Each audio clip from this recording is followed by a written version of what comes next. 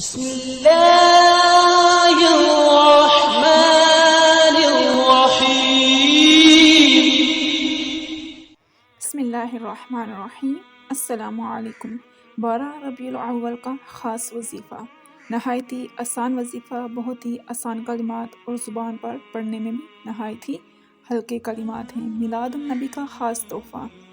حضرت شیخ المشائخ محمد غوث گلواری فرماتے ہیں، جو کوئی مندرجہ ذیل کلمات کو 11 مرتبہ اول و آخر درود شریف کے ساتھ 12 ربیع الاول کو پڑھے گا، تمام سال خوشحال رہے گا۔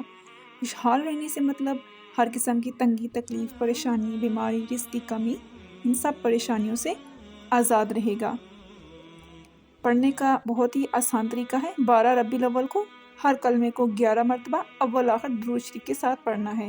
وہ کون سے کلمات ہیں اور کیسے پڑھنے ہیں؟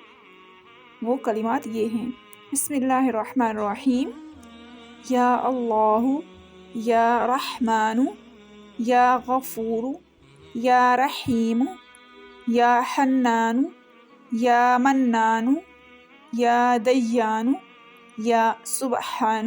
ان کلمات کو 11 مرتبہ پڑھنا ہے اور ان کے اول اور آخر 11 مرتبہ درود شریف کو پڑھنا ہے، اور انشاءاللہ پڑھنے والا تمام سال خوشحال رہے گا۔